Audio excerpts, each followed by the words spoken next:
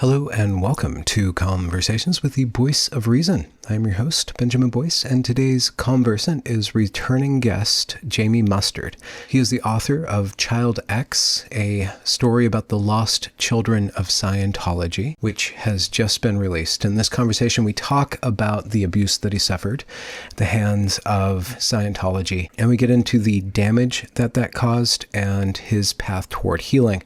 I find it to be a very deep, complex, enriching topic. We will have him back again to talk more in detail about the Scientology mythos and ideology. You can find links to his books down there in the description. You can also follow him on Instagram at Jaime Mustard, which is linked below, right above the links to support this channel. Without further ado, here is Jaime Mustard. So where should we begin? Present day in media res, or... Maybe we should begin at childbirth. Okay. Whose birth? Mine. Okay. There Yeah. we go. Virgin? Manger? What? What's that? What? Manger? What's that? Virgin? No. Star? Wiseman? Downtown Los Angeles. Okay. Yeah. Well, So. a wee bit far from Bethlehem. Yeah. So on the day of my birth, on actually a nice part of Los Angeles, which is Westwood Medical Center near UCLA. I was turned over to kind of these nannies wearing naval paramilitary uniforms on the outskirts of downtown Los Angeles in a slum near the Rampart Police District, or close to MacArthur Park in Los Angeles. And anybody that knows MacArthur Park, it's been a park for kind of derelicts and junkies for the last, 60, 75 years or something. It hasn't changed much. The drugs change, but the vibe doesn't. And so being turned over to this kind of paramilitary naval religious group where there were, one or two nannies to 30 or 40 babies began the first 2.5 years of my life, where I would experience little to no human touch and then just abhorrent kind of slum neglect, where I pretty much stared up at the ceiling all day, sitting in my own sick. Yeah. So that's the beginning of the story. Yeah. Do you have memory of this? I mean, there's things where, people challenge whether there's baby memories or not. So I feel like I see flashes. I really do. I think that's a strange thing to say, but I feel like I do have flashes of the ceiling and the lights. And when I was never going to speak out. I've pretty much been living a double life, living in shame for half a century. And but when I first spoke out about maybe a little less than 2 years ago, this woman started desperately trying to reach out to me. She had some weird email named Super Mama or something, and she was going to my brother, and she was going to the host, and she was trying to talk to me. Eventually, I got on the phone with her, and she, at 7 years old, as a girl, had been my caretaker, been assigned to me like a junior, helping out the nannies in this slum in downtown LA. And she was able to confirm some of the things that I remembered and also fill in some things that I probably didn't want to remember. And what was so startling about that, I mean, it's kind of like Schindler's List or something, This woman had not been able to get me out of her head for half a century. In fact, my brother had done an interview maybe a couple weeks before. And she was kind of blowing up the chat saying, hey, are you related to Jamie? Whatever happened to Jamie? Whatever happened to Jamie? Whatever happened to, this woman, right? So whatever, her father quickly realized that the living conditions in this slum were too much for them to bear. And they moved off to a religious compound in southern England.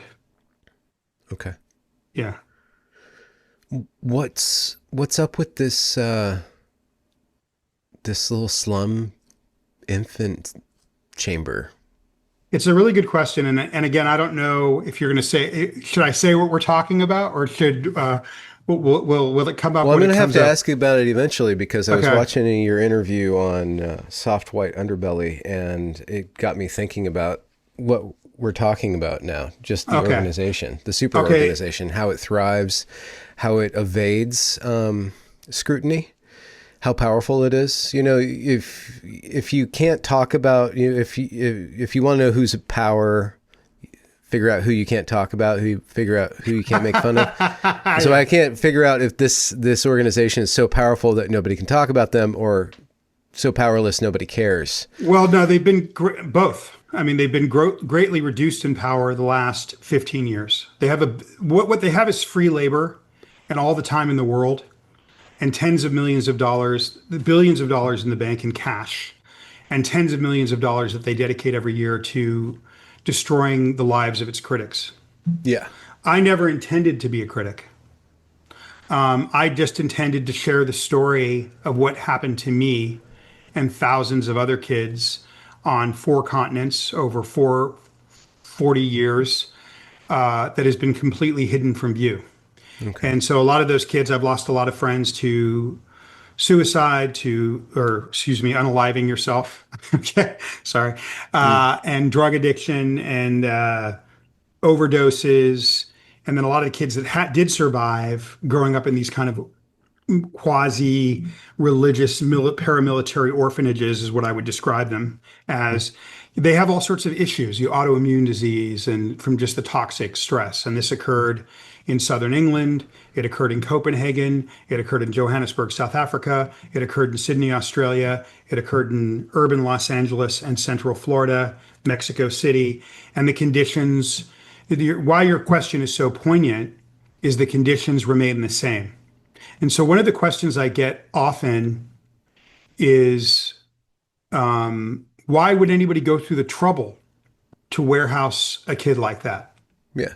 So first of all, What's we the should, rationale behind that? Like, yeah. how does it So make sense? I don't know that there was a rationale behind that, but maybe we should reveal that we're talking about Scientology's inner clergy, their so-called C project, which runs all of Scientology. It's the people that signed the billion-year contract Okay. and it's run in a naval military structure. That's why I was handed over to people in naval uniforms in Okay. downtown LA. All right. And one of the reasons I never wanted to talk about it is because there's this kind of really embarrassing kind of love boat sci-fi aspect to it. And then on top of all that, there's just the shame of what they did to me physically, Yeah. and which I've carried for most of my life. But the answer to the question is everything is about productivity. Hubbard said that production is the basis of morale. So Okay. everything, if you want to live a happy life, the only thing that matters is how much you work and produce. Hmm. This is hardcore Hubbard doctrine. So the parents were producing income for this organization or running this organization. The children were seen as kind of useless eaters. Hmm. So the way I think they viewed us, and I don't think this was internal policy, it was just what they did, but it was Yeah. universal on all these places over all these decades. And so what the mentality is, and you can see it in certain doctrines, it's kind of like you have to look at it as if you were a farmer. Say I'm Benjamin Boyce, the pig farmer. Okay. Hmm. And I've got this, I've got this piglet. All right. And this is a little baby piglet. I'm not going to put it up in the Ritz-Carlton. I'm going Yeah. to put it in the cheapest pig pen I can and feed it slop until it grows big enough that I could slaughter it for value. Okay. So the view of us was these kids have no value except as a distraction to their parents who are producers. Hmm. And we're going to grow their bodies with the least amount of resources as possible until they're 9 or 12 years old. And then we're going to use them for labor. So I'm trying to be neutral with the Mormons. I grew up evangelical Christian, so we always kind of bag on the Mormons, and they get enough bagged on, but they are a splinter variation on Christianity, American Christianity. They have aspects that are very strong control, and they have a story that's about space bodies. There's kind of this science fiction element to it, but their structure, their morality, their structure produces strong families that produce more strong families that produce more strong families. They highly value children, and because of that, they're evolutionary speaking, population wise speaking, incredibly productive on the population level. A cult or a ideology that doesn't favor children or put the emphasis on children is by definition going to die out. Like the Shakers, another kind of American cult, they decided that sex was sinful and they never bred. They just died out. So it doesn't seem smart, especially for a cult that's called, an ideology that's called Scientology. It doesn't seem very forward thinking to not put children at the center or in an elevated status in order to promulgate itself over time. It's such a great observation, Benjamin, that and such is the duality of Lafayette Ronald Hubbard. Because if you look at the early policies and doctrines that he was writing about Scientology in the 60s, he built the whole thing around the concept of a family, of his daughter Suzette, his daughter Diana, and his son Quentin, and his son Arthur, and his marriage. And those early doctrines are very much focused on family and what's happening with his family. He kind of ran from the tax man. He was always afraid that the governments around the world were going to take his money. And in the mid 60s, he bought this incredible compound from the Maharaja of Jaipur in southern England in East Grinstead called St. Hill Manor. I was stationed there for a year when I was 18. And it's just one of the most beautiful, grandest places in the world. I mean, it's just a stunning place. And in the late 60s, when he was getting the idea that England was going to kick him out and he was going to lose everything, this place that he loved, he pulled a bunch of guys in a room. I think this was probably 66, 67.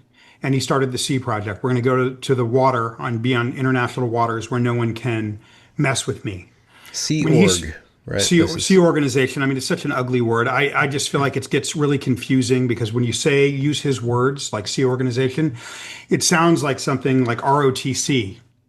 Like I grew up in all these slums that Hubbard created really official names for. Like one of the slum office buildings where we played, it was out of code with concrete and tile and metal sticking up everywhere, where we played on a dirt patch in the drought, was called the Apollo Training Academy. So I work really hard in the book, the Child X, which just came out, to say what things are, not what he says they are. Okay. Yeah. A, because I don't think the public can fully understand what it is when we're using his words, and I think he did that by design. And B, any authoritarian high control group uses an invented language as a form of subjective control over its members. And so when you use his language, you can meet someone that's left Hubbard's movement, left so-called Scientology 20 years later, and they'll still be using the words like it was yesterday. And I believe that you're literally running a mind control program on yourself when you continue to use the language. Okay. So I'm somebody that when I deal with when kids that I grew up with or people reach out to me that are now seeing me talk about this thing that I was never going to talk about, I tell them the first thing you need to do is completely adios the language. Right. Okay.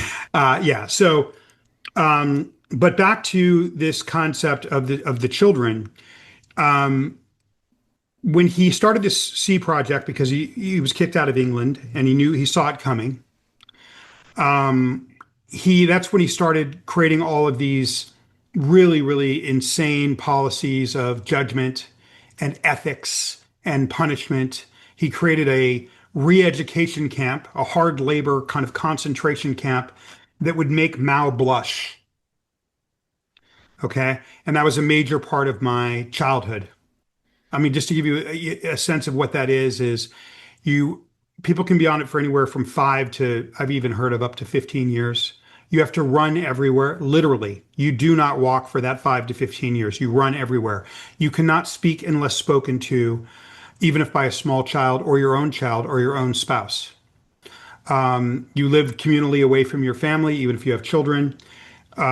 You like a lot of these kids in the big blue building, they lived in the tunnels with the rats, or they lived on these in these rooms exposed to the elements on the top of the big blue building. You eat slop, you do hard labor 10, 12 hours a day, and then you study the doctrine 4 or 5 hours a day. And then you do this form of machine counseling, which we can talk about, which literally has you looking at what your evil purposes are on throughout all of your millions of past lives as to why you deserve to be in this concentration camp.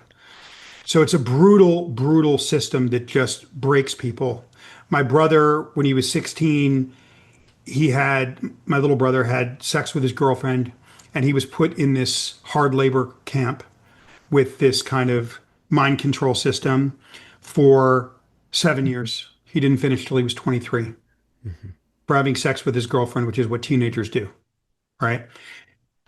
But back to this issue of, so it was kind of built around children, and then he started putting in, when he started what he calls the so-called Sea Organization, but just his inner clergy that runs it, the paramilitary naval organization that runs it, the most dedicated kind of monastic-like members. I think, if you want my opinion, he was really concerned with inuring himself. When he passed, his estate was worth $650 million, which he did not give to his children. That was passed on back to the movement. He didn't earn that as a writer. He likes to say that he did, but he did not earn that as a writer. And he originally lost his tax exemption in 1967 before getting it back in the early 90s because they proved inurement. Okay. What's inurement? I'm sorry. Inurement is when somebody has a nonprofit or a charity, and it can be proven that they're getting personal benefit from it. Okay. Okay. Whether that's beyond what's kind of legally acceptable. So the extremity, maybe just there's no way to make sense of it. And your story is corroborated by other stories too. So it's going to, as we get into this, there's going to be a lot of these details that are just going to seem beyond the pale. Well, I think I can clarify the children question. But I think, hold on. But I want your story to shine out, and I don't want to be a skeptical interlocutor at all. Okay. But it just doesn't make sense to me why this man would create something that's so anti-good, like so anti-life, and what kind of mentality got somebody obsessed with control so much, and then everybody around him is just submitting themselves either to exercising that extreme amount of control or to being controlled. Like, what is it about that personality, the personality type, and the way that he was thinking through his own issues or his fantasy that produced such a terrible thing? We can call it a fever dream. Yeah. Very infectious too. Yeah. I mean, listen, when you go and you're at these, what he would call bases, these compounds, like these in Central Florida is their kind of biggest one. They've taken over downtown Clearwater, Florida. And you go around to these buildings and these people that are coming from all over the world to do his levels, or to do his classes. They're not idiots. You're talking about academics, doctors, lawyers, movie stars, famous patrons, movie stars. I mean, you're talking, and that was one of the hooks that really, where I had a hard time freeing myself from it, because every time I would start to feel like a slave or get out, there would be some famous lawyer that would show up in the office who would be influential all over the world. And you would say, well, this was BS. How come this guy's doing it? But the short answer is there's a duality here. I knew guys that were on the boat with him, and I've known people that were, at the compound in Southern England before he started the Sea Project, and they talk about, a kind of guru, but an affable one, right? So in my opinion, his concern was himself. And mostly himself. He had lots of policies about not being too nice to workers. If you were being worker oriented is horrible. Okay. Okay. Worker oriented. Yeah, that means that you're somebody that cares less about the organization and more about the worker. You're going to destroy the organization. Okay. Yeah. He has this concept of reasonable. Reasonable is a bad word in the Scientology lingo and Hubbard's lingo. It means somebody that compromises their integrity. I mean, it's simple. It's there's a way that George Bernard Shaw talked about it, saying it is unreasonable for any man. I'm paraphrasing, for any man to think that they can change the world. Therefore, all change is created by unreasonable men. That is a very specific thing that can be axiomatic in a way. But the way he talked about it is reasonable universally is a bad word. Or the worst thing you can be in the entire movement would be a victim. It would be worse on his emotional chart of human survivability. It would be worse. Being a victim is below being a pedophile. It would be worse to be a victim than to be a pedo. Yeah. Right. So, but there's a duality there, right? Obviously, there's something in it that people are getting something out of, or these brilliant people wouldn't go do it. But it was also the time in which he launched it. His timing was good. After World War II in 1950, when his first therapy book came out, Diuretics, that was a time where it was post-World War II. It was the beginning of self-help, and it wasn't the only crackerjack philosophy that came out.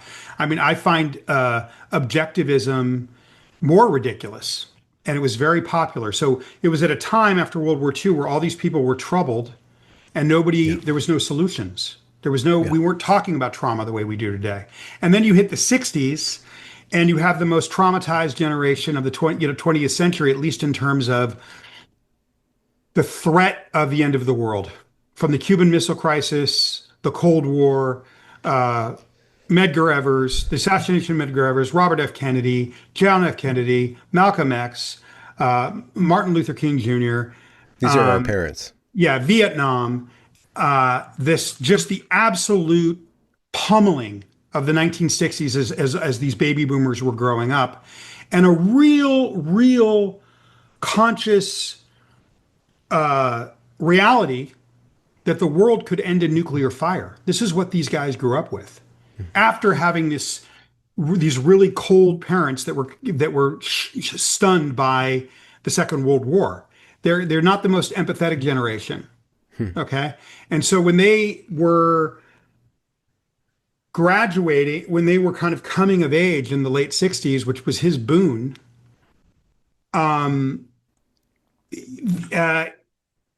this was a time where millions and millions of kids were dropping out and joining thousands and thousands of these groups all over the world. I mean, what is the point of trying to create a life that's not going to be there in a year or two? So that timing benefited him. Yeah. And allowed him to recruit and build, 170 organizations around the world. Yeah.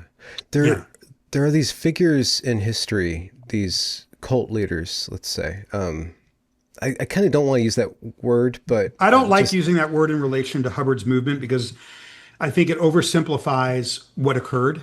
It obfuscates, and then we use it too much to describe all these, antisocial. It's like brainwashing. I don't like to use the word brainwashing. I don't know. I'm not sure what brainwashing is. But I will say this, that Hubbard, and we could talk about why I believe this later, but I do believe that Hubbard created the most sophisticated mind control system in the history of the human species. That's a great claim. I'd love to dive into that. As a character, somebody with that amount of charisma and will and he's got to have his own sense of destiny, like a profound sense of destiny to be able to drive himself to these extreme and then to warp reality around him. And prior to this time, prior to mid 20th century, people would adopt, I'm the reincarnation of this or that guru. They would tie themselves to a lineage. Something weird about Hubbard's work is that it's all business lingo stuff. It's yes like and no. anti-religious. It's like there's other stuff too. He wrote a long parable poem-like book called The Hymn of Asia, where he claimed to be so he did. Yeah, where he claimed to be the reincarnation of the Buddha. Okay. So I'm thinking he's got to have his own sense of destiny. Yeah, I mean, again, this answers the children question. I think that he was so focused on himself and keeping as little money away from the tax person as possible and more money to himself. And right before he started the Sea Project, he went to, which was the Scientology. He kind of evolved from this therapy, which is very similar to what we call EMDR today, which is evidence-backed, and very similar to Sigmund Freud's abreaction therapy, which is you just relive something until you release the emotional charge connected to it. Okay, yeah. And that's really exposure therapy. Yeah, that's really what Dianetics is. Okay, and so, but then he was always had a duality. He needed something to continue to make money. And there was lawsuits where he owed money and Dianetics got taken away from him temporarily. So Scientology was a way for him to evolve it into this religion where where there was a true cosmology of eternity, which I can explain to you, which is the cosmology that I grew up with in the 70s, right? Something that can contain a billion-year contract. Trillions of years. Yeah. A billion years would be a short contract in this cosmology. Okay. Yeah. My feeling as a kid growing up in these orphanages that were a kind of pressure cooker that's hard to imagine. Okay. Lord of the Flies on PCP. I always felt that it was an extreme obsession with self and in spending as little as money as possible on his staff, more than it was, I want to harm children. And then things evolved. Yeah. He established the conditions, and this is just kind of the fruit. Yeah, and then he had a son that he wanted to take the thing over, that he was on the boat with him, that was kind of a 20-year-old prodigy who he wanted to be the next, to be the one that would be his protege. And he was gay, closeted gay, because Hubbard looked down on homosexuality. He had very much like puritanical 1950s views of homosexuality, wrote a lot about it. And his kid, who was one of his highest trained machine counselors, wanted to be a pilot. And eventually he escaped and unalived himself through exhaust fumes next to the Vegas airport where he could watch the planes take off and land, which was his dream, Quentin. And the institution likes to deny that it was an unaliving because Quentin actually died 2 weeks later and there was no carbon monoxide in his system. But the reason he was in the hospital in a coma was because of the carbon monoxide. And carbon monoxide leaves the system in 24 hours. So of course, 2 weeks later, when he finally died of it, it was out of his system technically, right? Do you remember what year this is? Yeah, I mean, it's in the book. It's in Child X. It's right around the time that I'm a toddler in the mid 70s. Okay. Yeah. And in fact, yeah. So I'm just wondering what impact that had on Hubbard. I think it had the impact that I've read is that the quote was all about what Quentin had done to him. Yeah. So he slowly went mad as this thing went on. And then what happened right before England was closing in on him and he kind of felt like he was going to lose his compound. And I spent a year at this compound. Okay. It's pretty beautiful. If I owned that compound, 70 acres of a pond and the greenest greens and the coolest building. I mean, it's just an amazingly beautiful place. Where they raised the kids down the street at the Stonelands was very similar to the living conditions that I had in Los Angeles. I think it was more about don't be worker oriented. The kids are not contributing, so they get the least. And let's put our worst staff over there because we can't have the good producers off over there dealing with the kids. And let's minimally, it was about getting the most for himself, but not wasting the kids because they would be good for labor 10, 12 years later. Mm. And then eventually those kids were so abused in the Yeah. 70s and 80s that in the mid 80s they banned children altogether because the kids that were being abused in my generation, they were just, this is not sustainable. And then of course the Benjamin Boyce point of at that point they cut off their own feet because how they could ever expect to expand a religion without progeny was an insane endeavor. But by that time it was the new leader, David Miscavige, that banned the kids. Okay. Hubbard would have kept the kids forever and just let them be shells of human beings. Yeah. Yeah, What? it's really about inuring myself and then Yeah. not putting money on something that can't. I always get the idea it wasn't that he hated us, it's just that we weren't a resource, so it was an extreme form of neglect and lack of concern that led to my circumstances. And I would say that I was born a slave. What is it about you? Do you figure, not that you could ever know the depth of this, the answer to this question, but what is it about you that allowed you to survive these conditions and to prosper afterwards? Well, I have a lot of scars. Yeah. I have a life compared to other people. It's pretty incredible. Um, but yeah, I've done a lot of work on the biological remediation of post-traumatic stress in terms of my brain health and my nervous system the last 8, 9 years. My Hmm. I think a lot of it has to do with genetics in the sense that my parents were both people with probably genius IQs, and my father is a savant. And so I didn't go to school my whole life.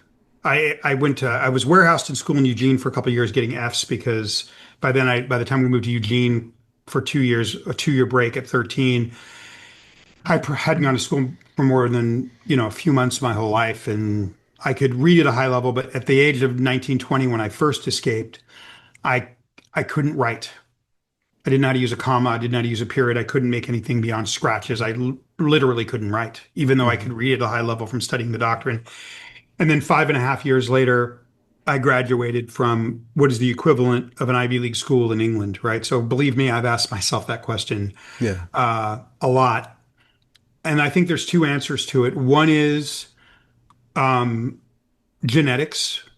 As I started studying brain health 7 or 8 years ago, I do think a lot of it has to do with my parents, with no matter their problems, passed on some sort of intelligence to me.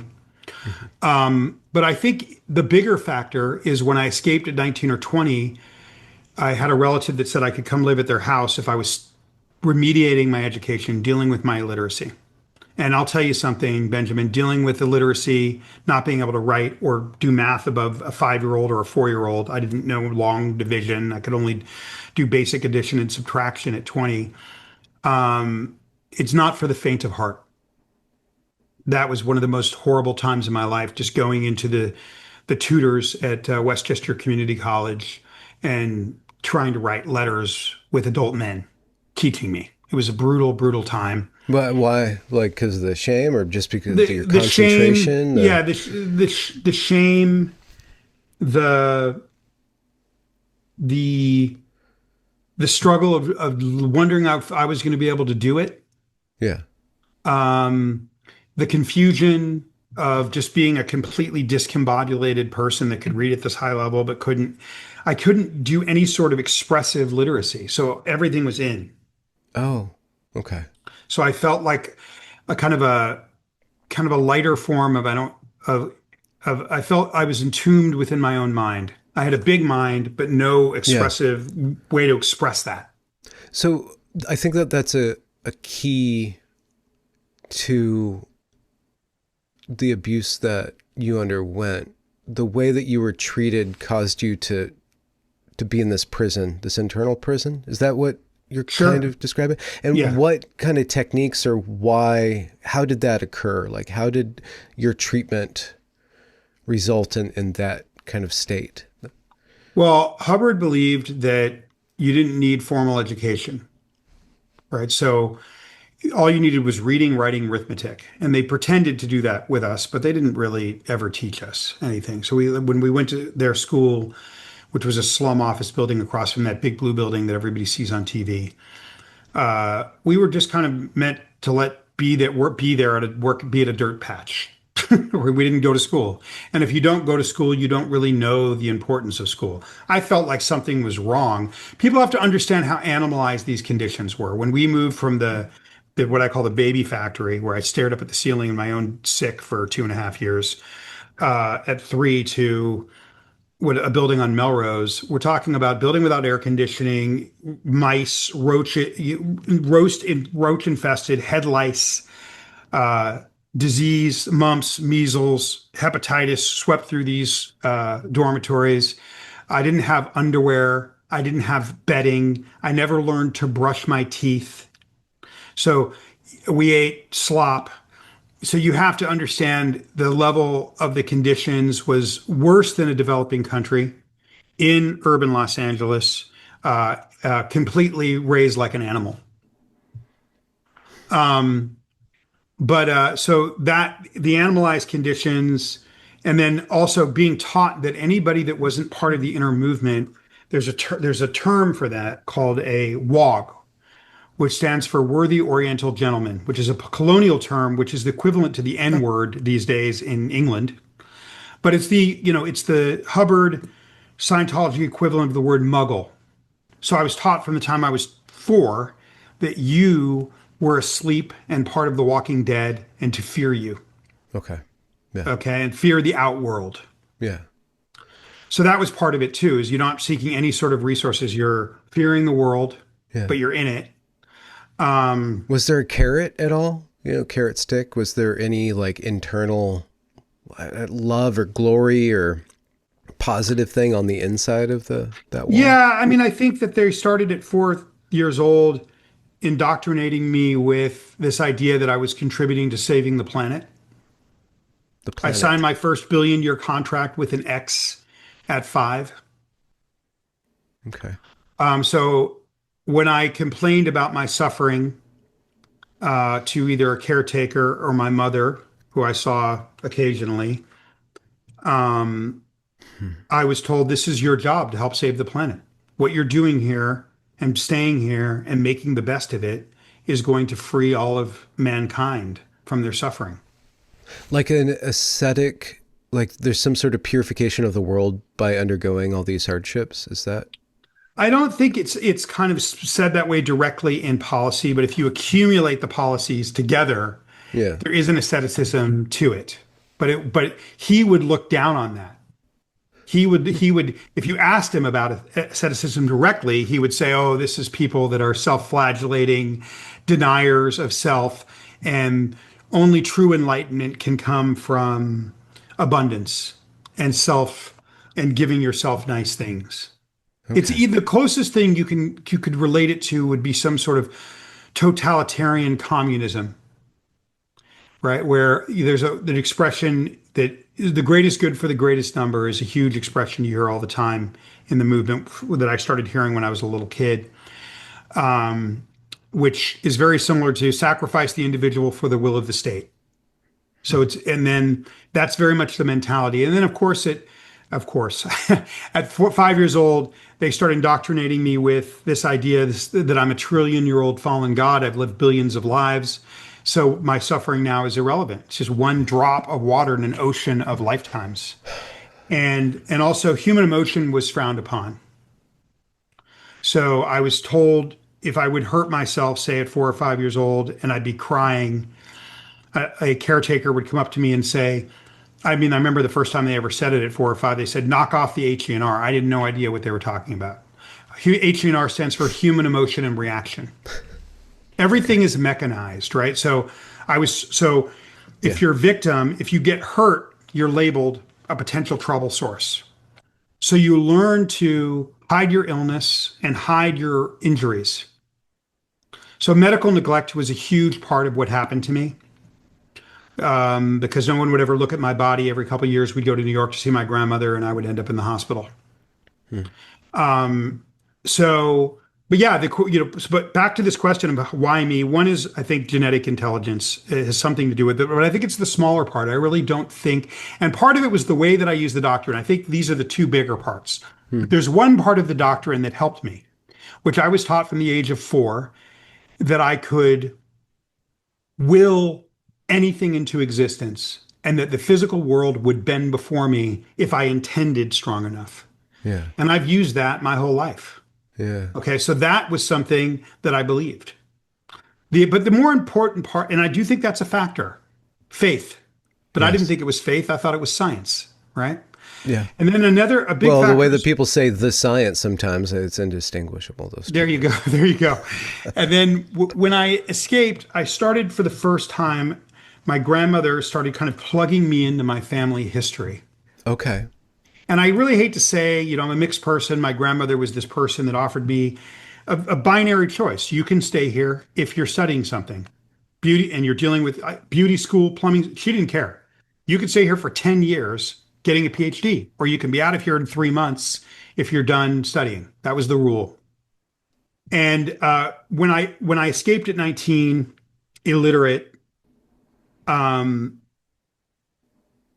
she was this kind of monastic person. I don't really feel like she was the kind of traditional way you would understand a grandmother saving her kind of mixed grandson. I think she was a different kind of a human being, kind of more had the qualities of a Buddhist monk than a grandmother. And So that year or two with her, or however well, long it well, well, what was she like one of started those doing is my grandmother had, montages of the kid that goes up the mountain to learn with the kung fu master kind of thing. yeah, I mean, it wasn't more like that. It was more Tai Chi. It was more just let me keep the threats off you and Okay. try to fix yourself. But I used to see those movies every once in a while in the 70s in Chinatown growing up in LA, where the kid suffers, but he's being put through these tests. I talk about it in Child X in the book. And I would relate to those kids like, oh, that's what I'm going through. And this is Yes. going to turn me into a super warrior. But I think my grandmother, I was robbed of my history. I didn't know where I came from. That's why I say I was a slave. I was given a new identity. I was given a new history. And I was told that this was my life's purpose, as a slave would have been told that this was their life's purpose. And if you had been told that from birth, you'd believe it. But she started telling me that my grandfather was a black surgeon during World War II and a Tuskegee Airman. And my uncle was a Tuskegee Airman, which is these famous black fighters during World War II. And that my uncle had served as second in command for 20 years under Benjamin O. Davis, the first black 4-star general. And my grandmother had grown up in this town in Henning, Tennessee, where she went to school with Alex Haley, and my great grandfather was the town doctor, the guy that I'm named after, James. And Alex Haley was my Aunt Lucy's best friend, and so She started telling me about all this history, and she told me about it before, but I couldn't connect it to it. But after this escape, I was open to it. And she started just, hey, you're from 1865, I can trace my family back to freed slaves to 1940. What my family did in business, my black family as a mixed person did in business, they created generational wealth and a sea of physicians through Rust College in the South and Meharry Medical School, which is a black medical school outside of Nashville. And, you know, I, I, I started to understand. My great grandfather was the black town doctor in this town in Henning, Tennessee, where Alex Haley grew up as my Aunt Lucy's best friend. And he would ride his horse and give medical care for chickens and goats. And then there was this generational wealth that my grandfather had that I never really knew about. And I started to understand, and this isn't about money, it's about that my family It's about Yeah, I performance, started to productivity. plug into this larger. We both have a mutual friend in Corey Drayton, Hmm. and he talks about. I mean, the way Corey describes it would be, plugging into this larger matrix. I plugged into this thing that was bigger than me, this history that was bigger than me, this lineage that was bigger than me, Well, this ancestor. Yeah, it the largeness of that largesse is it's no longer on these cosmic scales of trillions and billions of years. It's about these dates, these people, this building in the real world. So the context is embedded in a more human and more humane reality than this cosmology that you'd grown yeah, up with. So yeah. that's got to help humanize yourself a little But bit. it humanized me, but it also made me feel like I was part of this thing that was bigger than me. Hmm. And somehow that made me want to try. And trying is an interesting thing. I mean, trying when you're that. I didn't write Child X. I've been getting emails and calls about this book from these kids that I grew up with. One of the kids that I was in, I mean, they're already coming out. The institution is already coming out and denying it ever happened. I made it all up and all that stuff. But one of the kids that was in the Red Brick Building reached out to me, which is where the worst atrocities happened. We're not, between the ages of 3 and 7, and said, and these kids are telling me, I can't believe you were able to record what happened to us in such vivid detail. And I was nervous about that because I wanted to honor you guys. And I said, what's it like for you? This kid told me this yesterday. He said, I'm seeing a live version of my own life for the first time. I'm understanding my own life for the first time. But I had them in mind of making sure I got it right, but I didn't write it for them. I write it a little bit for them because I wanted them to be able to heal if I would get it right. But I didn't. I wrote this book for the human race. The point of this book is that you can be in the darkest hole of human existence where it is impossible to come back. You're gone. You're done. It's over. You're warehousing yourself. Maybe you could live to 60, maybe you can live to 80, maybe you'll die at 40. But because of what you've gone through mentally and the foundational steps that you've lived, human touch, parents, all that stuff, the accumulation of those things, you're basically going to be warehousing yourself in a body until you die. And you're going to be doing manual labor in the lowest form of human misery. That you can be that far gone inside the black hole of human existence and you can still come back. That's the point of this book. It's a gift to people to know you can come back from anything. And, what I want to say with your last question is when I first escaped the movement, I would go jogging in Westchester County in New York, and I was listening to this Paul Simon album on repeat called "Rhythm of the Saints." And there's one song on that record that I would listen to over and over and over because I was illiterate. And I thought, why am I trying to do something where I'm going to fail? That was what was in my head. I have to do this to pay my rent. If I didn't have this place to go and study for rent or go and be an adult illiterate for rent, it would be a different story. I wouldn't be standing here being the person that's written all these books and Hmm. that I am now. Hmm. And there's a song called I Can't Run, but I Can Walk Much Faster Than This. And that song spoke to me. And so what people have to understand is that you can take 5 steps forward and take 10 steps back and give up. But maybe tomorrow you take 5 steps forward and then you only take 8 steps back. And if you do that long enough and you get through that initial 3 to 5 years where it just feels like molasses in winter, like it's never going to go anywhere, and you're just doing an exercise in human pain, why people won't do that is they're paralyzed by the futility of trying. And then trying and failing just triggers them more and reminds them of their own human failings and the impossibility of their life even more. So then they're even further paralyzed. If you can existentially make the choice to do it anyway, even if it takes 5 years of no progress, 7 years of no progress, 1 month into that eighth year, it'll shift. And then the progress that can be made after that is multiplicable and exponential. Most people won't move through into that because it's just too long of a period of no progress. And so I wanted people to understand how I went through that so that maybe it could Yeah. also serve as not just an existential way to approach your life, but maybe as a roadmap for overcoming the impossible. Because what I went through um, is beyond what can be imagined. It can be written about, though.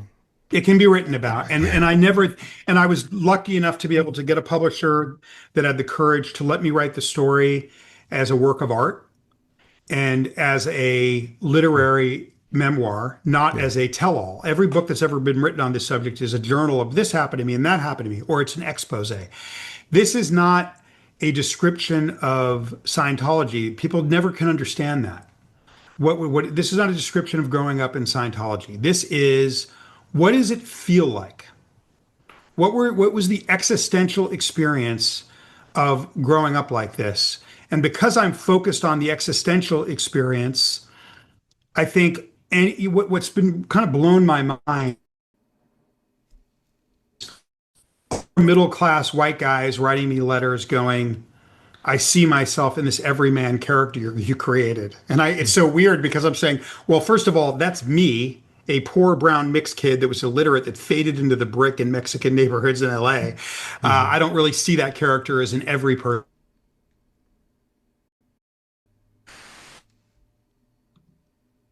So I'm Jamie, grateful that, I'm sorry to interrupt. There's some yeah, sort of glitch in our it's glitched, but it connection. came back. Okay. I don't know if it's on my end or yours, I but think we'll it just might go be at forward. my end, but you're plugged into hardwire, but Yeah. um, so yeah, so You, you, yeah. you bring up people and what you're trying to give to them and establishing a relationship with other people through the book Yeah. to yourself. One word that you use, I'm always kind of hyper conscious of language because that's how all of my work is. It's what it's built out of, especially these conversations. You use the word escape. I've spoken with a man who's done a lot of work to raise awareness around child transition in Canada, and then he's a rather famous guy. And I interviewed him, and then after we turned off the camera, it turned out that he was in Scientology till he Okay. was like 19 or 20, and he escaped. Like he literally like jumped off of a boat while it was docked and ran away. So there's this escape. That's just such a powerful, there's a lot in that word that you would need to escape from this thing that says a lot. It describes a lot, that the conditions that you're in and the organization and stuff. But after you escape and you have this relationship with your grandma and then you start having a relationship with your past, what are some of the aspects of connecting to people that you had to learn? I'm sure there's levels of human relationship that are kind of like a book or like writing and reading at this point, because you've been Yeah. in this system that treats you and commands that you interact with people in this very inhuman way. And then you have to learn that over again. What was that developmental process That is a like for you? great question. I mean, when I came out, and it was an escape, it's a harrowing escape that is detailed in detail in the book because I was the equivalent of trafficked to, which is hard to admit. Yeah, when you're, I don't want to see myself as a victim. I don't want to see myself as a slave. I don't want to see myself as somebody that was trafficked as a child. The trafficking laws that would have saved my life didn't come into effect until 2003. Hmm. Uh, but when I came out, I couldn't pick up a newspaper. I didn't understand anything that was in it. And I had been heavily programmed that you and everyone else in the outworld were muggles. So I had a very difficult time connection. I saw everyone for the next 20 years, even after, through that lens. I still will be talking to someone Hmm. and sometimes start to see them through that lens Hmm. of being a kind of muggle. It made it, I felt the weight of the world on my shoulders that I was betraying the Hmm. world by going and fixing myself. When I got into the London School of Economics, I felt guilty the entire time I was there. that I was somehow betraying the movement, and they were stalking me. Um, Like so actually, or was that a paranoid fantasy? no, they sent me a bill for all the services I'd done growing up in it for almost $100,000. Yeah, and that bill came through in the dorm. They were monitoring where I was. Yeah. Yeah, so they also called me incessantly and told me that if I didn't do what they said and go in for interrogations, that they would label me a suppressive person, which means one of the most evil people on the planet, and that Yeah. I would be permanently shunned from all my friends and all my family that I ever knew. Hmm. So no, they were, and I when I first escaped, I went in for those interrogations in Times Square. It's all detailed in the book because I didn't want to lose my friends and my family. Yeah. Yeah, Why so would why yeah. wouldn't they let you go? I mean, What? I think that they have the point of view. It's not in the doctrine, but they feel like you're their property. I felt owned. So escape, it's funny that you talk about the word escape because there's physically escaping, and then you see people that escape Scientology 30 years later, they're still a Scientologist, Yeah. even though they say they hate it, right? So then there's mentally escaping, but it's funny that you say that because I've always had this extreme fascination with Harry Houdini, even when I was in it. Yeah. And I lived above his house in Laurel Canyon for a time. So I would drive by his house every day in LA, right? And anytime there was a documentary books when I was, when I escaped, I would consume these books on Harry Houdini. And I kind of see myself as an escape artist. I'm very good at getting out of locks, chains, and getting through mazes. Hmm. And then I'm good at remembering how I did it. And that's kind of what, aside from the existential way that you need to think to transform your life, I think that I've laid down in Child X things that you can do practically where I kind of reverse engineered how I escaped. So I've always kind of seen myself. It's so funny that you say that because I've always seen myself as an escape artist. Yeah. So, but the other question, escaping from and then learning how to connect with people, what did you have to learn? So such a great question. I mean, damn, Benjamin, like this is this I'm is giving you different. the full Yeah. treatment, dude. Okay.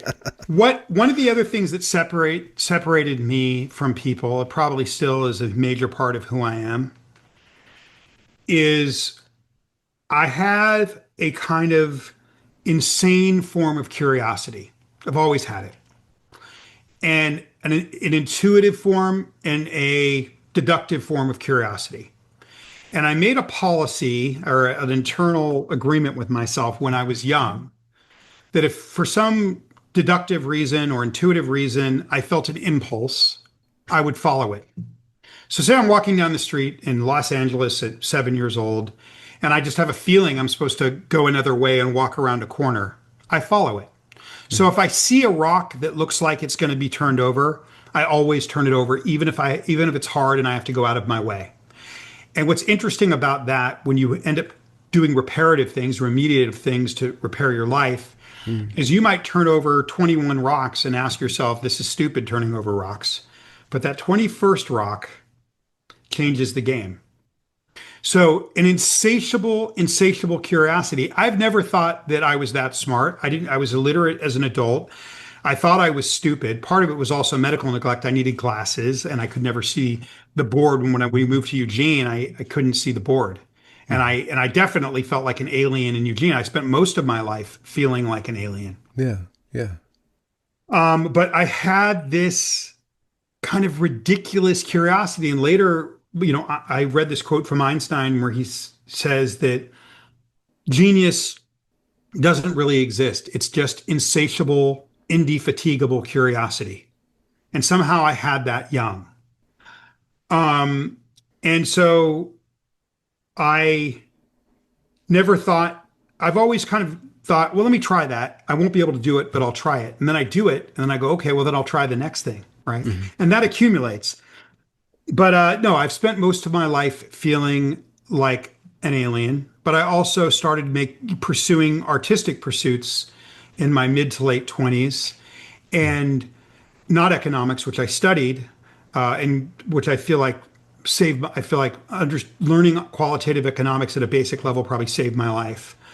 But I Why was it very much, rooted you? It made you trust your own mind, perhaps? it made me appreciate data, and it made me, I studied qualitative economics, and which is really about looking at data and then and then explaining how that qualitatively would affect human beings. And this was kind of what I studied in school. Mhm. And so that rooted me in a practical lens to which to view the world that wasn't the doctrine, Yeah. even if I felt guilty learning it and using it. Okay. Yeah. But I started to take art, something about being in London at that time, right before the internet, just the artistic energy rising from the streets of London at that time. It probably could have happened in Shanghai or Berlin or another city. Was a shock to the system. And when you've been in a mental deprivation tamer, entombed in Yeah. your own mind in the streets of LA, entombed in hovels and tenements, and then you're given this explosion of everything, Yeah. you would want to take in the whole wide world. Yeah. So I just was voracious, just trying. And I started pursuing art, and art requires you to feel like an alien a little bit. If you're inside the fishbowl, you have nothing to say.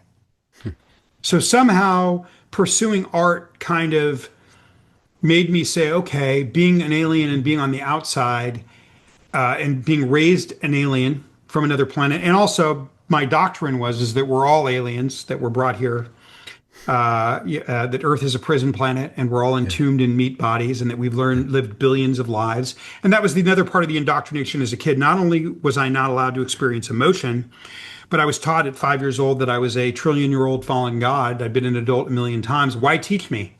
I just needed to remember. Yeah. And that was the pressure.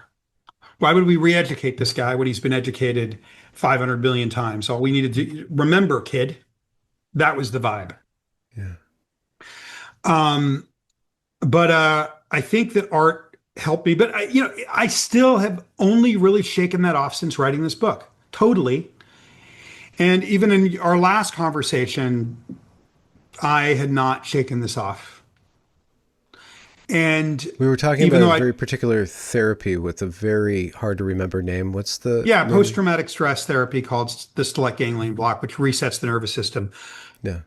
And I was interested in that because uh, the only time I ever got any relief is when I pursued the biological remediation of trauma, Okay. which was the nervous system health and what Daniel Amen's work on brain health.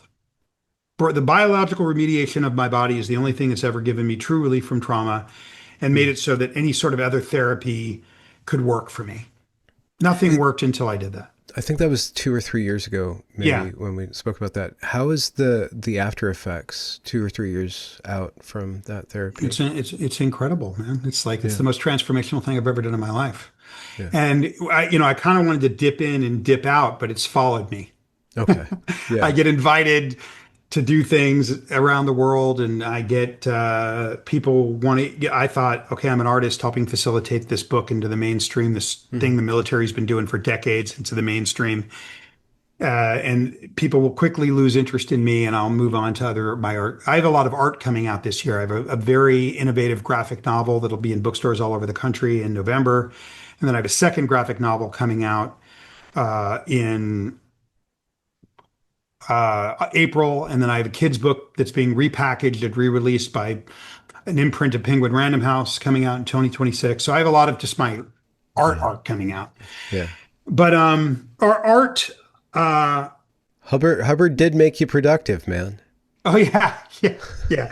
You learn to work, and then every once in a while, some of these kids that leave end up being remarkably successful because their work ethic is astonishing. And the ones that were at the international secret base in the desert of California in Hemet, not so secret anymore, a lot of those kids learned skills. And so some of those kids have come out and crushed it because they can work 20 hours, they outwork everyone, and they had a trade. But most of the kids that I grew up with ended up doing manual labor. And another thing that we could talk about is it's not just the inner Navy kids in the clergy that got crushed, right? There's these kids. I mean, there was a kid named Philip Gale who grew up in a wealthy family, who was a child prodigy that went to MIT, that jumped off, at 15, and at 16, he jumped off a building at MIT and unalived himself on Hubbard's birthday. So one of the things I tried to really figure out and analyze in the book is, why are the kids that come from wealthy families that didn't grow up with the poverty and this have the same mental struggles or worse? I met Lisa Marie Presley when I was young in that scene in LA when I was a kid. She died young. Her son went to movement schools and unalived himself. So I analyze in the book, what is it about this doctrine that is a systematic mechanization and destruction of the child mind? Yeah. It's another thing that's outlined in the book, that upper middle class white folks are writing me letters going, I see myself in that. Yeah. And one of the things I started to realize is a child X just means someone whose life is predetermined for them when they have no say in it. So that was how I kind of defined why I called the book Child X. Yeah. But one of the things I'm starting to realize is, maybe on some level, what I was writing to a whole group of people that I didn't realize I was writing to. Maybe on some level, every one of us is a child X, because whether it's our parents and their belief system, or it's a culture, these things all determine our lives. But I've really created this every man, every woman character that I really thought was too abused and too exotic to ever be somebody that anyone would identify with. And they would just be kind of seeing this guy at a distance, just in shock at what he is enduring. When my publisher first asked me if I would write a book on it, I said, I don't think I could write a book on it. And he said, why? And I said, nobody would want to read a book about a kitten being strangled for 300 pages. Mm-hmm. And then he said, well, how would you solve that? And I thought, I don't know. And then he said, think about it. And we started workshopping. He's a brilliant editor, this publisher. And we started workshopping. So I think art helped me. And then I think I've always been someone that, even in my 20s, even in college, people would come to me and look at me as somebody that was self-possessed and ask me advice like I knew something that other people didn't know. But I don't feel like I've had any sense of truly who I am until finishing this book and it hitting the world. It just came out a week ago. Oh, wow. And that's been a very dramatic process. All my shame, all my hiding, all my everything, right? But ultimately, Benjamin, to answer your question, this weird kind of obsessive curiosity. Yeah. But before I went to London, I spent a year at a private college in New York called Manhattanville University, where they were letting in inner city kids that had educational problems. And I got in kind of under their kind of almost affirmative action policy, unable to write. I met a girl the first week there, and she would let me dictate my papers to her. And then after 6 months of that, she said, okay, now you're going to write them and I'm going to rewrite them. And you're going to watch me rewrite them. So that was the year that I really started to kind of learn to write, was this woman. And then, but I remember being there, and this Black girl came up to me named Monica, who I kind of knew from around campus. And you have to understand, I was numb. I'm a shell of the person that I am today. Like, you could only be, if I look back at that guy, he was just in a state of physiological and psychological shock. Yeah. Every day, Autopilot. Autopilot. And this girl walked up to me one day. So I was very unself-aware. And this girl walked up to me one day, but I was just trying. It was just kind of, my grandmother, as I started to make progress educationally, I remember just a few years later when I got into LSE, she said, how are you doing this? She was stunned. Like, this is starting to feel uncanny. And I said to her, I don't know, but I lied. What I was thinking was, I'm fucking desperate. Desperation was really what drove me.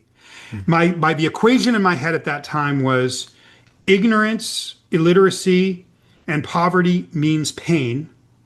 So, and this, I ended up being very wrong about this. So, education and affluence must mean joy.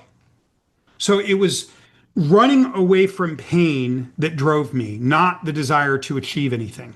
Yeah. To get as far away from pain as possible is what was driving me, is the truth of it. You're very good because I'm getting to this stuff in a way that I haven't talked about it before. What did Monica say to you? Oh, she said, she walks up to me and she looks at me and she said, "Can I talk to you for a second?" She's like, stopped me in the quad at Manhattanville University, which is in upstate New York, and Purchase. And I said, "Yeah." And she said, "Jaime, the whole weight of the world is not on your shoulders." And she just looked at me and walked away. It stung me. Stunned or stung? Stung. Yeah. Yeah, like it earwormed. Yeah. Yeah, which is maybe her intention, right? Yeah. So, Yeah. uh, You kind of had to get over yourself in a certain way, yeah, maybe. yeah. And then I had this really crazy moment. When you grow up in extreme poverty, you kind of smell poor. And I wasn't just growing up in the poverty and the movement. I'm growing up in inner city LA. I'm dealing with pimps. I'm dealing with cops. I'm dealing with drug addicts. I'm dealing with drug dealers. I'm dealing with gangs. That was a major part of my childhood, is just dealing with the inner city issues of growing up in these kind of poor Mexican, Armenian, Filipino neighborhoods. Mm-hmm. And you don't really shake poverty. I could smell it on my friends.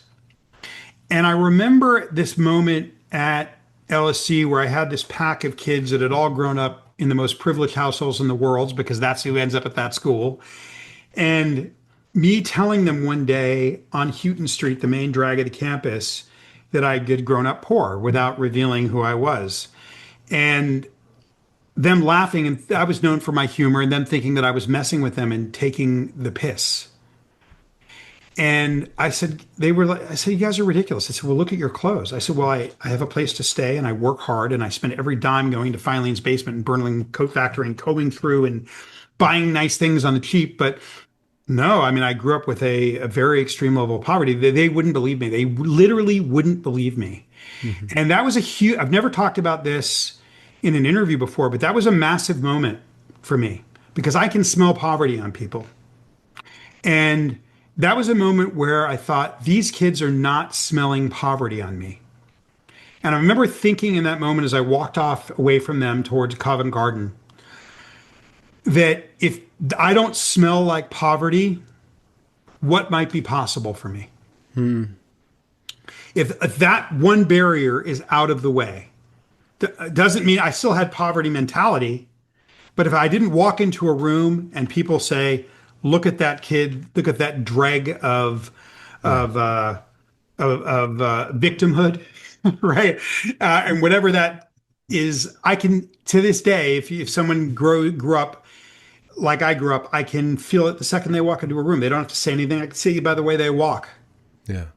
Yeah, they can just walk in front of me and I can tell you how they grew up.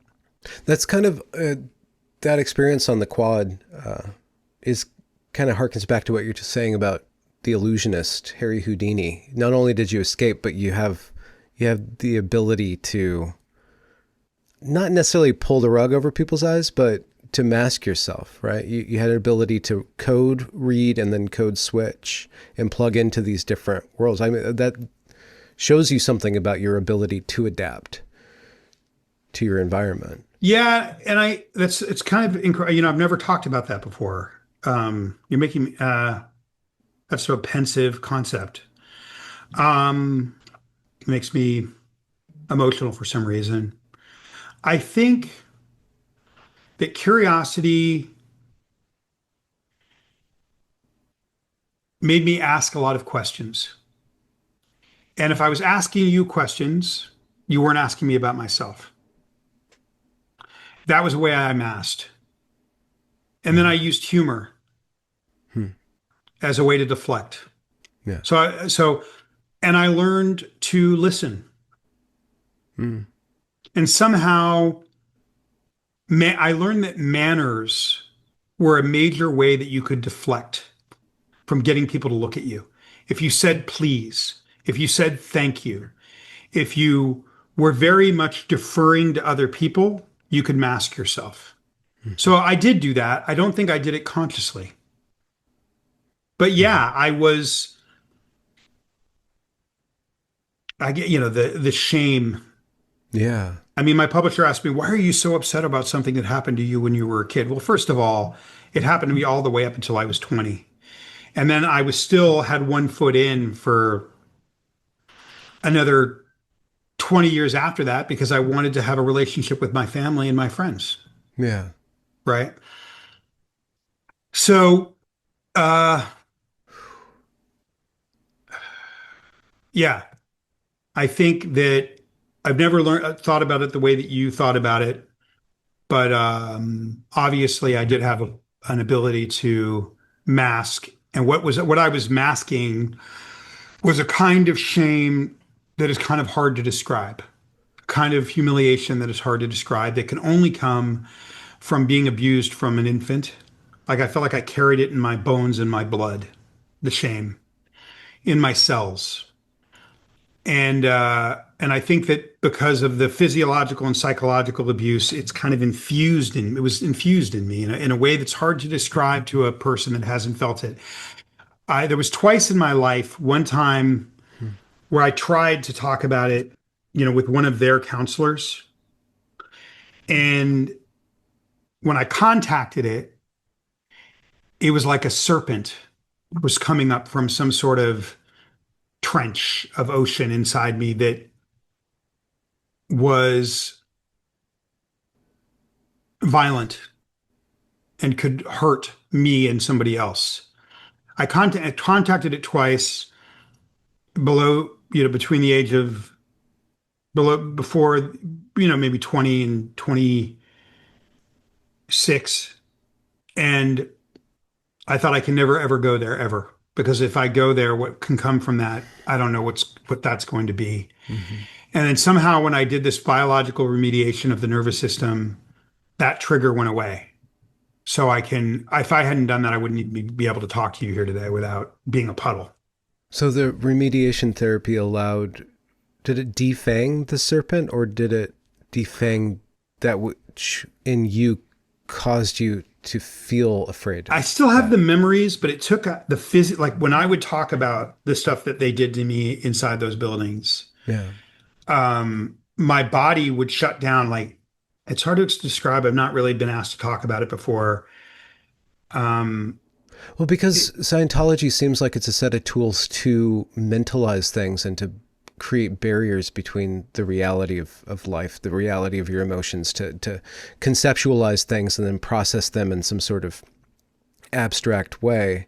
Seems like having that instilled in you would make it really difficult to really connect with the reality of your body, your psyche, your spirit, your soul without using some sort of process that's abstract, or maybe physiologically you could short circuit all of that training. I do believe that the a lot of the indoctrinate, like the drills that I would do as a kid, these things called these training drills, and that the machine counseling, which is kind of like when you do it, there's a thing that kind of can supposedly read your thoughts before you're aware of them that helps guide you Mm-hmm. in your memories. There's things about that, and there's things about these drills that we do we learn these non-reactionary drills where we practice not reacting. Mm-hmm. And I believe if I were to explain those drills, they kind of systematically cut off your empathy and they teach you to deny the body. Mm-hmm. And that one of the things that I had to realize is that I was groomed and indoctrinated from birth. Mm-hmm. And so, yeah, I was totally disconnected from and denied the body. And I think even if they had gotten a hold of me at 20 and I was a college student in the 70s, brought in and recruited that helped build this thing, that one of the first things they're doing when they bring you in is they have these doctrine. There's parts of it that are helpful or people wouldn't do it. but there's another part of it that systematically cuts off empathy and systematically denies the body. We rely on the nervous system and the body. It's such an astute point, Benjamin, to tell us when something's wrong, or at least get us to look. It's not the only point of information, but we need to listen to go, okay, why is my body feeling this way? I need to examine that as a point of information to make sure that everything's okay. That is systematically removed from you when you start getting involved in the methods and practices of Scientology. That's why my curiosity keeps wanting to come back to intimate relationships for you and what you've had to learn about. Because like the body, the nervous system, letting down your guard, using humor very judiciously so that you don't upset if it's a woman we're talking about, being very vulnerable and then connecting with yourself in a way that you kind of don't really have control or processing power to restrain. I'm just wondering, has your curiosity ever pushed you to turn over the rock of an intimate relationship and what you found under all those rocks and what you learned about yourself? God, I'm still doing that. I mean, I've had long-term relationships, right? But I've definitely, when you have complex post-traumatic stress, you develop avoidance, and you develop anxiety attachment, which they call technically disorganized attachment. And I think I've definitely had that. Where you're like, I love you, I hate you, go away, stay close, kind of thing. Exactly. And then also waiting for the other shoe to drop. Yeah. Right. So because even when I had relationships in the movement, you don't have a relationship with your parents. You don't have a relationship with your wife or your girlfriend. There's always a third person in the relationship. It's a snitch culture. And it's not Jesus, the third person. It's the system. The system is always there. Everybody reports on each other. So I think that's something that I still struggle with. Yeah.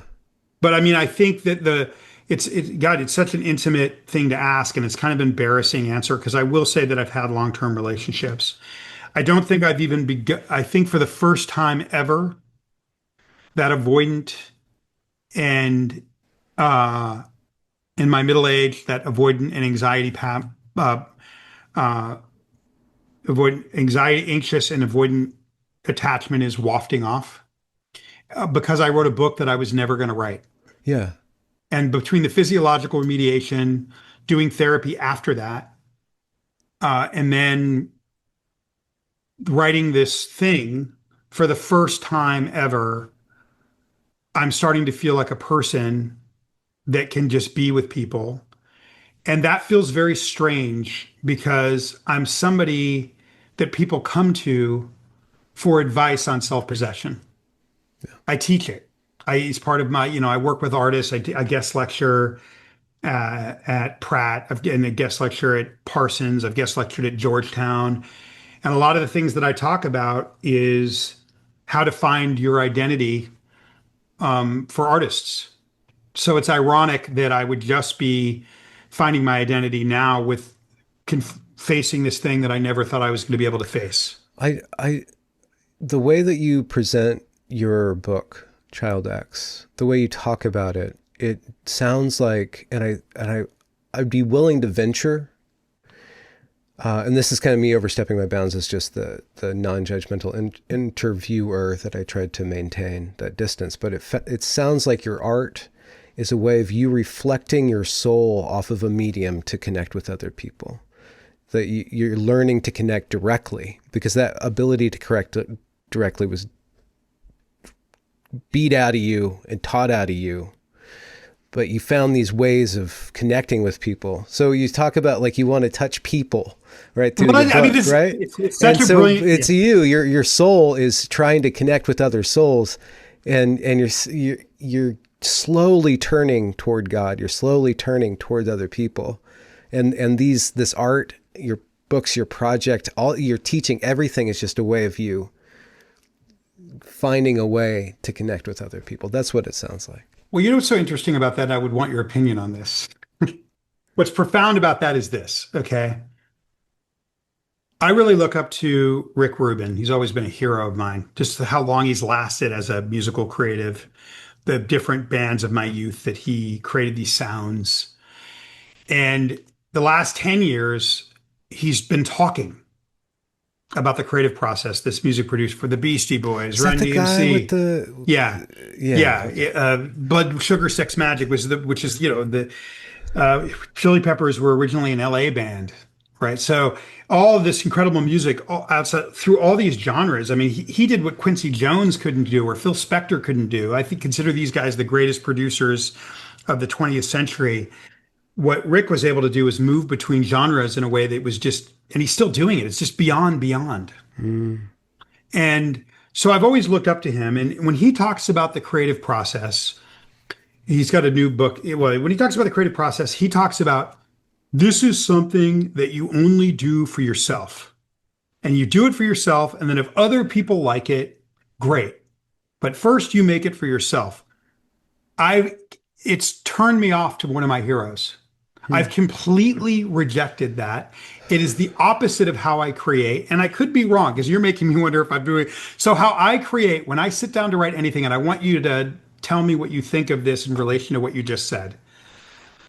When I sit down to make anything, when I sit down to beat out Child X, right? When I sit down to write, I wrote a sci-fi future adjacent this a version of Child X called Hybrid during COVID because there was never going to be a Child X, which is a graphic novel that I collaborated with an artist as an art director in southern Italy called Hybrid. That comes out in November, where I tell the most brute force narrative you could possibly imagine with LA as a sci-fi future adjacent, this Yeah. world that I created with paintings.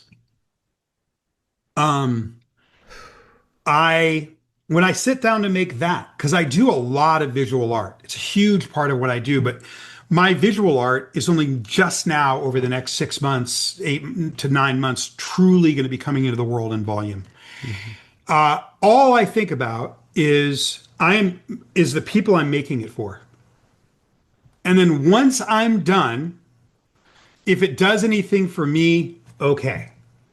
So when I saw Rick start, one of my heroes start to talk about you make it for you, I was kind of like, F this guy. That, the only reason I feel like I've been able to make good stuff and transcend where I'm making art that is of world class, of the best in the world. I think my people can people can check it out. They can tell me if I'm not doing that. Okay. I think most people would agree I'm doing it. Which is not something I ever thought I would be able to do. And I'm actually more proud. I actually see myself as more of a visual artist than anything else. And I've been able to do it with music. I feel that the only reason I've been able to do that and transcend so quickly with so little education or background or foundation is because I have this obsession that I'm making this for people. The book that knocked me on my butt when I was in London, that I read the first month in the dorm or 6 weeks in the dorm, that just kind of knocked me over was Crime and Punishment. Because I didn't read it, I experienced it. And I never thought that I would try to make something that could give other people an experience like that. But I think with Child X as a maker, I was trying to make something that you wouldn't read, that you would only experience it, kind of like what Crime and Punishment did for me. And what's so crazy about the reaction of this book being out for a week is getting all the DMs from all over the world from people. It's a long book. It's 320 pages. It's an 11 and a half hour audiobook. And people that calling me sending these messages saying, I don't read and I finished your book in 2 days. I don't read and I got through this book in 3 days. I read it through in 3 days straight. And that came from me being obsessed with only, I thought if I ever have something to say to the world that actually matters, all my thoughts about humanity and human existence and everything I learned climbing out of the hole, I put into this thing. And I did it obsessing with that I was doing this for people that had never experienced something this exotic, regular people in the world that could maybe they've been through something and they could process what they've been through by seeing the exotic nature of what I've been through. Because I don't really feel very proud of it. I was a twig being swept down a river by choices that other people made from birth. And then I had all these, and then I get all these congratulations from around the world as the thing comes out. And what I'm experiencing is, I describe it like being in a trench in World War One. And I got my best two friends are on each side of me, and I hear a and I look to my left, and my buddy has a hole through his helmet and he's down. And then I hear and I look to my right, and my other best friend has a hole through his helmet and is bleeding out to the right. And then I heard the third and my helmet rattles with the very violence of a second coming. And I fall over and I take my helmet off and I look at it, and there's a hole straight through the middle where my forehead should be. And I start feeling around, and there's nothing there. I'm unwounded. I'm untouched. And so when you get these congratulations, it's kind of like, I'm not feeling that. I'm feeling congratulations on not dying. Yeah. Right. So it's a very weird week for me. Yeah. On launch day, I'm not a person that really feels down. I felt anxiety is how my post-traumatic stress would manifest itself. Hypervigilance, hyperarousal, anxiety, lack of sleep. But I never felt kind of depression, maybe because my brain health was really good. I really focused on, I was kind of afraid of drugs and alcohol because of the repression of growing up. Yeah. But I woke up on pub day. There was, I did 2 local TV appearances that day and a big event at Powell's. And it wasn't sad, but all I saw were the faces of the dead. So when I make, Benjamin, all I do is make for other people. And I feel like I've been able to cover all this ground and make some things that are truly beyond my ability, being obsessed with the fact that I'm making it for you, which is the opposite of Rick, my hero, says you should do. So what do you make of that, Benjamin? What's going on? One of my favorite movies, not my favorite movie, but one of them is The Departed, with Scorsese directs it, Nicholson and Matt Damon and Leonardo and Mark Wahlberg, huge cast. And Jack is indoctrinating, the Jack character is the evil guy. He's indoctrinating this kids into his gang. And he says, some people say you should be a cop, some people say you should be a crook. But when you're staring down the loaded side of a gun, what's the difference? And I think if you're doing it for yourself or you're doing it for other people, what's the difference? Like we can have these different motivations and they can take us in terrible ways. Like if you're doing everything for other people, then you're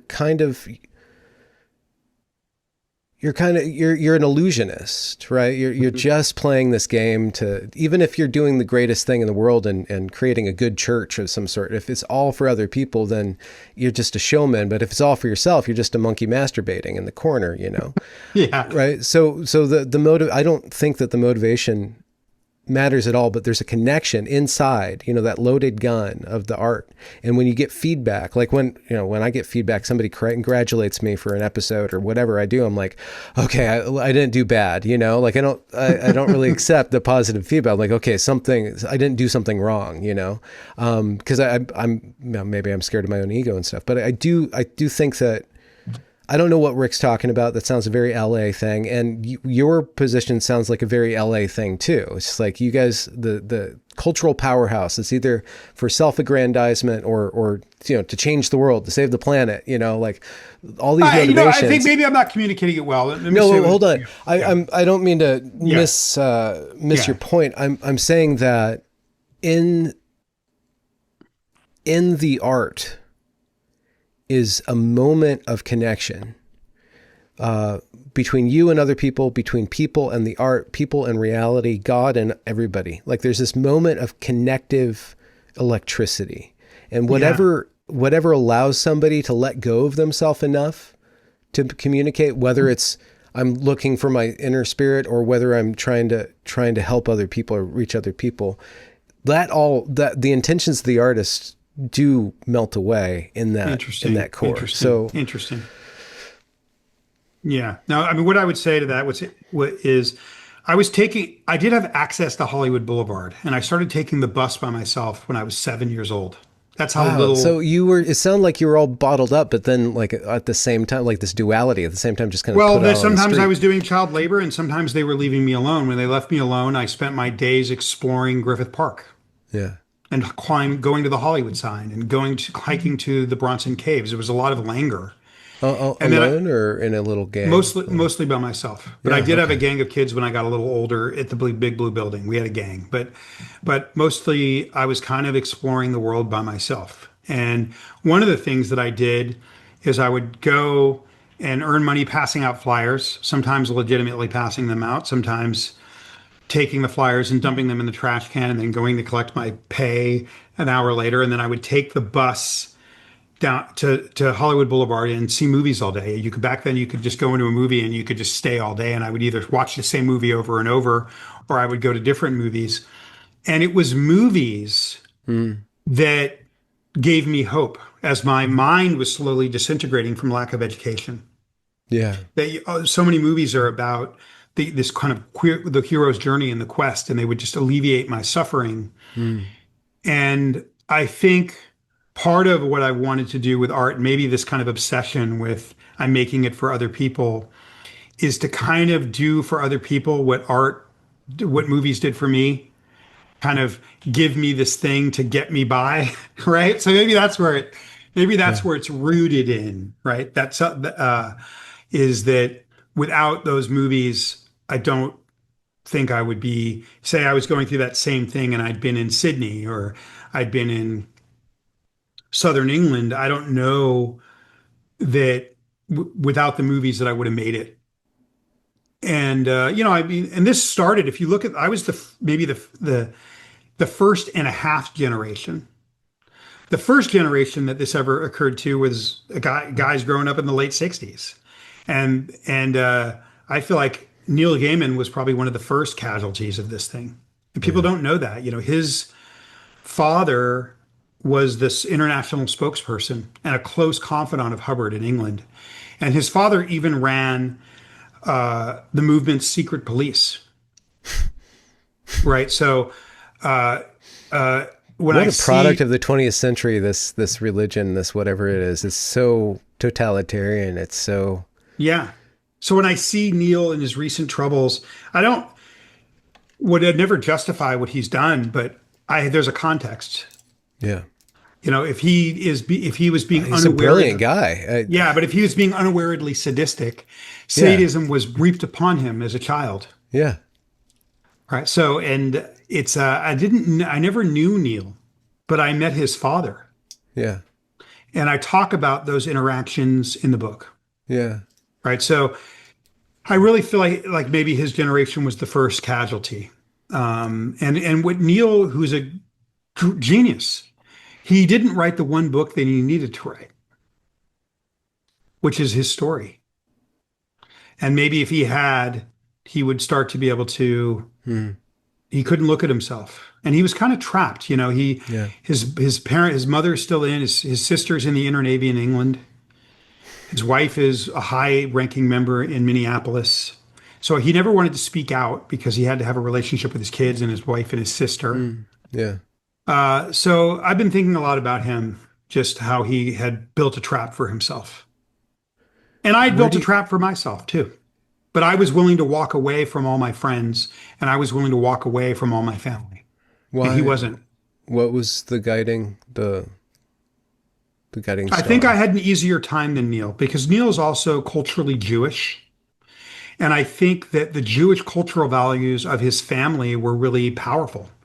I think his father probably did value education. And Neil was experiencing life in the Inner Navy as probably 9 years old when it started or something, with a value of education and with a very, very strong value on family. And he Hmm. probably is, up until 7 or 9, he was in school going and probably excelling in East Grinstead. And so he was getting these very powerful family value, culturally Jewish family values and educational values. And so whereas I was being raised in a dormitory without a mother and without really being close to my siblings. So at the point when I really felt like I had to walk away, I came with, well, I didn't really know my family that well growing up. So I'm not really, there's no love lost between my mother and I because I never knew her. I was raised by wolves. She turned me over. And then with my friends, I came to the conclusion that if everyone's my friend one day, and then a yellow piece of paper, they always put the fatwas out on yellow pieces of paper, these declarations of evil, where you get shunned on golden paper. Uh, if someone's going to be my friend and know me my whole life, and then a golden piece of paper comes out that says I'm evil the next day, and someone knows me my whole life, then was that person really ever my friend? I came to the conclusion that that wasn't really a friend or a kind of friend that I want. So it was those two understandings that allowed me to truly Disembark. disembark. Yeah. Escape. Yeah. And but one of the things that I have to realize, and I'd love you for your comment on this, is people ask, well, how did you heal? It's like, I don't think I'm healed. I don't know that I'll ever be healed. That indoctrination runs so deep. As I said, I think it's the most sophisticated mind control system in the history of the human species, that I think the smartest thing for me to do is to live my life as if there's always some part of it that I might be missing that may still be in me, that may be affecting me, Yeah. and to stand sentinel uh, with that awareness. Yeah. Or yeah, so I don't know that you can fully heal from that's it. why I wanted to kind of put a bit of a pressure on your stated purpose for writing the book, which could be the number of different things. But I think that there's an aspect to writing this book that is just about you learning to be touched and to touch. It's heavy, man. It's heavy because it's been brutal in the sense that there's one thing. Well, I was like, okay, I'm going to write it, but I'm going to leave out 80% of it because people won't be able to read it. Then you get to writing it and you start, and they let me write it as an art piece. So as an artist, that I got taken over and then I put in everything that I was going to take out. And then my editor says to me one day, you remind me of him in a little way. I don't know why. He's a brilliant guy. He went to Columbia and then went to the Iowa writing program. And he said to me, well, you're okay writing it, Jamie, but I hope you're okay in a year Yeah. when it comes out. And I hadn't thought about that. He put it in my head. And then I said, I'm not okay with that. So the last year has been brutal, where up until maybe a month or 6 to 8 weeks before, I wouldn't say I woke up in a cold sweat, but I'd be watching Netflix at night or walking down the street on a Saturday going, what did I just do? Yeah. Why would I let the world know all these things about me that I don't like Yeah. about myself? And then it came out.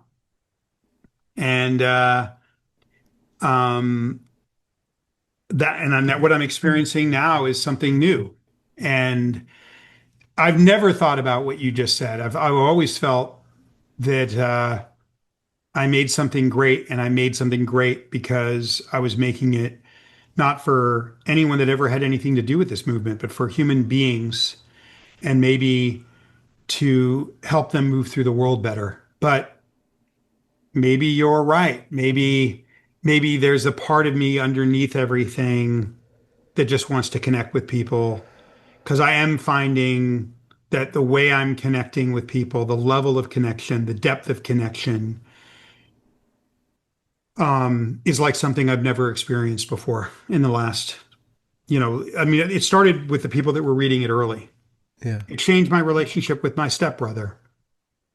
It changed, my friends that I grew up with called me in various states of emotional shock. One of my best friends that we grew up with in it, we went through hell together. Hmm. She said, no one could ever know me. My boyfriend, my Yeah. ex-husband, my close friends. And now with what you've done, for the first time, I can hand them this book Hmm. and they can read it and they can finally know me. Yeah. right? So that doesn't sound like someone that maybe knew himself before he did that, right? Yeah. Yeah. So, I I think we should wrap up the conversation on this note because it's culminary. I have so and many can, questions about and can I where you make think one final plea when we end? Scientology is Yeah. headed, like the Yeah. ins and outs of that organization. Sure. If like there's all these different places, but maybe at future time we can get into that because it's a very fascinating aspect of the story. But the real story is you. I think we should do another one of these in a few weeks if you'd be Yeah. open, like Yeah. where we get into, the doctrine and all that stuff. If you'd be, I think it might be worth it. So, No, yeah, it's a fascinating thing. I mean, I don't know how powerful they are. I don't know if they have the power to take it down off of YouTube, but the soft white underbelly guy, but he's an institution at this point. So if you're a certain magnitude, you get evade no, the they can't. censors. They But can't. They can't. YouTube is really, really good about freedom of speech. They do a lot of things wrong, but they don't. yeah, They do. Yeah, I mean, relatively, like there's yeah, been these anti YouTube kids that I grew up with, anti-movement, anti-Scientology kids on YouTube raving for about 8 years, saying yeah, the craziest stuff ever, and they're allowed to say it. It's one yeah, of the yeah, reasons. yeah, If those kids weren't there getting away with it, I probably wouldn't even be here right now. yeah, Right? yeah. No, Yeah. absolutely. Yeah, absolutely. Yeah, absolutely. So yeah. So did you say what you wanted to say? What were you going to say though? I was going to say that I would like to.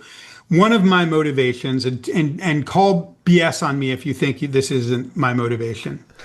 One of the reasons that I did this is I've lost so many friends, which is detailed in the book, to all these forms of unaliving and addiction and Hmm. disease, that I thought if I don't do this, nobody was able to capture the story of what happened to these kids over 40 years on 4 continents has never been told and never been understood. It's been hidden. And I feel like that's the first book that should Yeah, ever been written on the subject. If you don't write about what is it about this thing, the harm of children is the reason people started caring about what's going on in Gaza. But the harm of children has been completely covered up in the history of this movement. And I started going to the media a couple months ago and doing these media appearances.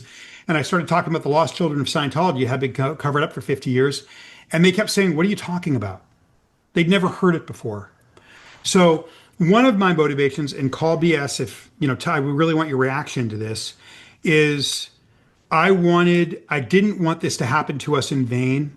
I didn't want these kids to continue to live in shame. This is secondary. And I wanted our story to be known. And I didn't want the world to continue to go on without what happened to all these kids hmm, to never be known. And I'm going to urge everyone that's listening to this that if my stories moved you, the early reviews for the book have been incredible. Please read this, buy this, read this. And if it moves you, share it. I want to get this story out because for some reason it's been covered up for over half a century. And that's caused us and the kids that I grew up with to live in the shadows. And yeah, I think there's a lot of other people living in the shadows of some other thing, maybe of their parents, maybe of another group, and that maybe this book could bring them out of the shadows. Maybe if you're listening right now, it can bring you out of the shadows. yeah, So I think it's important, and I'm asking for support. yeah. Yeah, please, Well, please get it. I'm not calling BS on you, Okay, dude. okay, It's very important. It's astounding. It's very difficult to believe. It's unbelievable. Um, but the story and the scars of the story and thinking about all those adults my age, your age, our age, younger and older, that are unknown, they can't share it with anybody. And that, like you said, it's almost kind of like you're pulling a reverse Monica where you're letting all these kids to say, you don't have to have this on your shoulders anymore. yeah. And I think I'm doing that beyond movement kids. I think I'm doing that for Yeah. everyone. Maybe. I mean, I that got reflected back at me. I mean, I never thought that everyone could be a child X. Somebody said that to me recently. Hmm. He said, "I think you just wrote to everyone and you don't even know it." Yeah. Yeah. Well, that's the best we can hope for as content creators. Worst Yeah. thing possible to call us. Yeah. So where can people find Child X? On Amazon, on the Simon and Schuster website, on Ben Beller website, at the Harvard bookstore. If some people don't like Amazon, it's on Audible.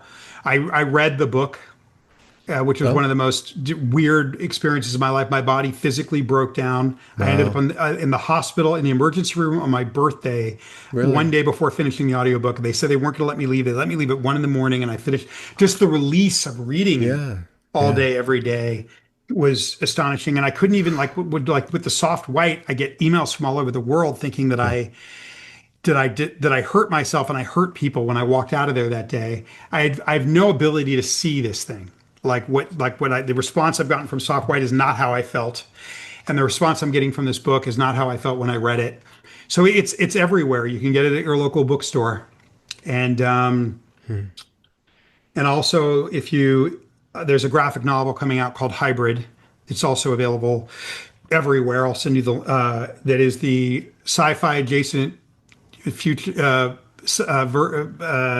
graphic novel version of this story. But Child X is what's important, and it's available where all books are sold. And hopefully you'll kindly put the link in the description for me. Oh, of course. Actually, where else can people find your work? Well, I urge people to follow me on Instagram. I talk to everyone. So people share their stories with me all the time. I've gotten used to that since writing the trauma book. I respond to everyone. So follow me on Instagram. Reach out to me on Instagram. And you'll see my work of what's coming out on Instagram.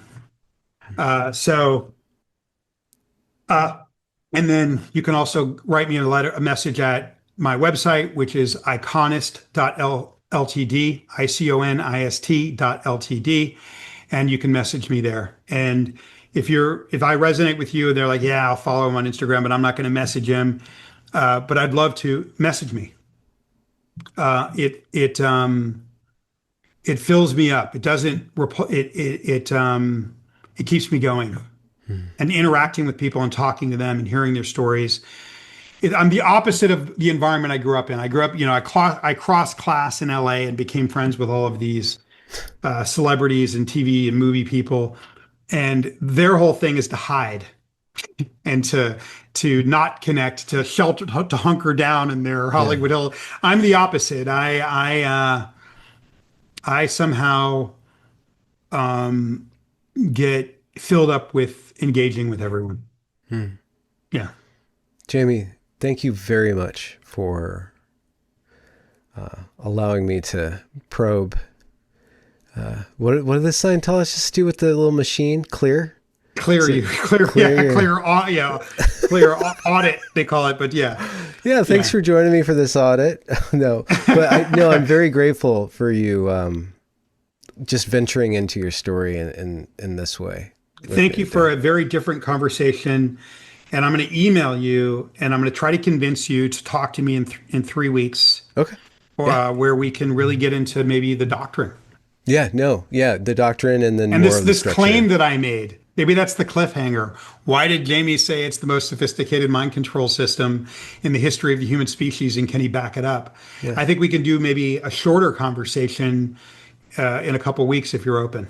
Yeah, let's do that. There's part 2. Yeah, part 2. Let's leave the audience hanging. I'll link to your work down there in the description. Jaime Mustard. Okay. Thank you very much. Benjamin Boyce, thank you for what has been. I'm going to have to process this conversation. Okay. Okay. Yeah. All right. Great. There we go. All right. The recording is